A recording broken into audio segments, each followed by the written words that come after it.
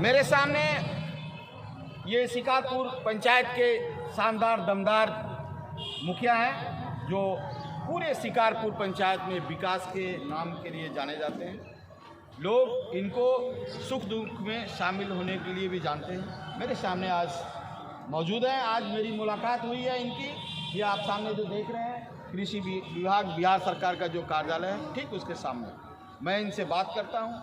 इनके जीवन के कुछ अनछुए पलों के बारे में, कुछ अनसुलझे पलों के बारे में, इनका जीवन कैसा रहा। लंबी राजनीतिक पारी खेली है इन्होंने। ये बारसोई प्रखंड के प्रमुख भी रहे हैं और वर्तमान में शिकारपुर पंचायत के मुखिया हैं और यह तकरीबन यह निश्चित है कि इस बार भी ये चुनाव जीतेंगे।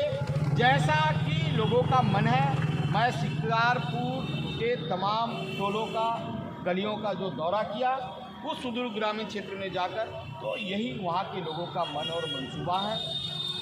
अब हम बात करते हैं इनसे कि आप जब यहाँ के प्रमुख थे तो उस वक्त यहाँ क्या स्थिति थी और विकास का जो दौर चल रहा था उसमें आपकी सबसे बड़ी भूमिका क्या रही जो विकास के लिए था, जिसको आपने किया।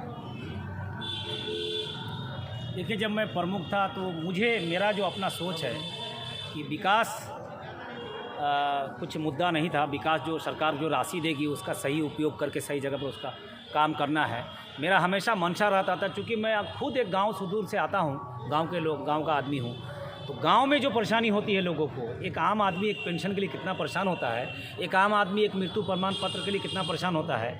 जब मैं प्रमुख बना तो उस वक्त आवासीय प्रमाण पत्र के लिए भी एफिडेविट लिया जाता था, जो मुझे बहुत बुरा लगा कि एक गरीब आदमी को 300 रुपये का एफिडेविट करवाने में कितनी परेशानी होती है।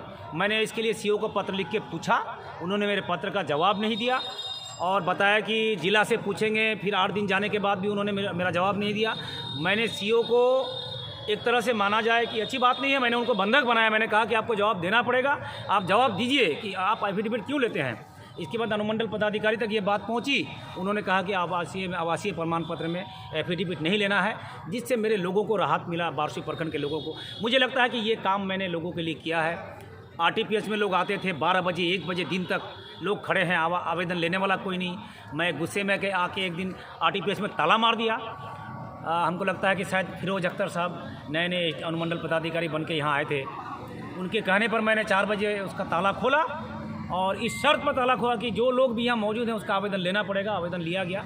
ये मुझे लगता है कि मैंने लोगों के लिए, मुझे आम लोगों के लिए काम करने में अच्छा लगता है। विकास कोई मुद्दा नहीं है, राशि जो सरकार की आएगी उसका काम करना है, उसका उपयोग, सरकार का गाइडलाइन है कि कौन सी राशि का कहाँ काम करना है, उसके हिसाब से मैंने काम किया और जहाँ ज़रूरत है वहाँ काम किया। बाकी आम लोगों का जो समस्या होता है, काम होता है, उस पर काम करना मेरा ज़्यादा, उसमें मैं रुचि लेता हूँ। और यही अच्छा अमन जी, आप जो राजनीति में आए तो वो कौन सा ऐसा पल था, उसकी क्या वजह थी, किसकी प्रेरणा से आए, इसको आप संक्षिप्त में बताइए। मैं पहले भी बता चुका हूँ कि मैं वर्तमान विधायक महबूब आलम के राजनीतिक करियर, उनका जो सोच विचार, उनके विचार से मैं प्रेरित हूँ। और मेरा राजनीतिक एक तरह से माना जाए कि राजनीतिक गार्जियन है मेरे वो। मैंने राजनीति की शुरुआत वहीं से की। मेरा जो परिवार है राजनीति से काफ़ी कोसों दूर। मेरे जो पिता थे उन्होंने कभी खुल के बोला नहीं कि मैं फलाना को मतदान करूँगा। मैं उस परिवार से आता हूँ। राजनीति से मेरे परिवार का कोई लेना देना नहीं था। महबूब आलम के साथ रह के मुझे ये राजनीतिक प्रेरणा मिली। अच्छा अमन जी, मैं रोकूंगा बीच में।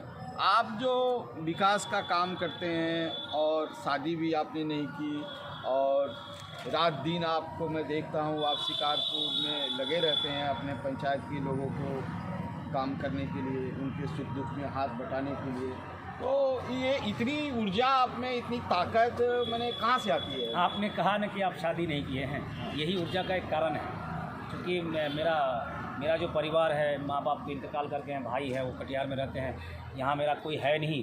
मुझे लगता है कि यही मेरा परिवार है, मेरा पंचायत ही मेरा परिवार है और अपने परिवार के लिए जो कुछ करना चाहिए मैं करता हूँ। और शादी ब्याह कोई मुद्दा नहीं है, जब भाग्य में होगा तो वो हो जाएगा। और मैं एक आपसे छोटा सा सवाल करूँगा। आप अपने पंचायत में वह काम बताइए, विकास का काम तो आपने बहुत सारा किया है, जिस काम को करने से आपको आत्म संतुष्टि मिलती हो, आत्मा में सुख मिलता है कि मैंने ये काम बहुत अच्छा किया है, नेक काम किया। ये सारे विकास कामों में कोई एक काम बोलिए, विकास के काम तो आपके बहुत सारे हैं, ढेर सारे हैं, जिसको गिनती नहीं किया जा सकता। विकास के मामले में मेरा लक्ष्य रहता है, सड़कें बहुत बड़ी बड़ी है गांव में, लेकिन जहां आप एक गांव में जाइएगा कि एक जगह एक जो जगह है गांव का एरिया, वहां कीचड़ हो जाता है, तो मैंने कोशिश किया कि पहले उसको किया जाए ताकि लोगों को फौरी तौर पर तत्काल राहत दिया जाए, फिर उसके बाद उसको जोड़ने का काम हमने किया है। और आप संतुष्टि की बात करते हैं, मुझे संतुष्टि तब मिलती है जब किसी विधवा का पेंशन बना के उसका स्वीकृति लेटर उसके हाथ में देता हूँ, उससे ज़्यादा संतुष्टि मुझे कहीं नहीं मिलती है। जब किसी का राशन कार्ड बनवा के मैं उसे पहुंचाता हूं, ऐसा कोई व्यक्ति जिसका राशन कार्ड होने के बावजूद भी उसको राशन कार्ड नहीं मिला और वो बिलखता है, वो जब मुझे कहता है उसका राशन कार्ड खुजवा के मैं प्रखंड से उसके हाथ में देता हूं, उसकी आंखों में जो चमक मैं देखता हूं, वो मेरे लिए सबसे बड़ा खुशी का पल होता है और उससे मैं काफ़ी संतुष्ट होता हूँ। अगर मैं भूखे पेट रहूँ और वो राशन कार्ड किसी को दे दूँ और उसमें जो उसकी आँख में चमक होती है, वो मेरा भूख मिटा देता है। अब आखिरी सवाल, नववर्ष 2021 का आगमन बहुत नज़दीक है, कल 2021 हो जाएगा, नया वर्ष आ जाएगा। इस पर आप अपने पंचायत के लोगों को क्या संदेश देना चाहते हैं? ये नववर्ष तो हर साल ही नववर्ष आते हैं और ये 2020 इस देश के लिए कुछ अच्छा नहीं रहा।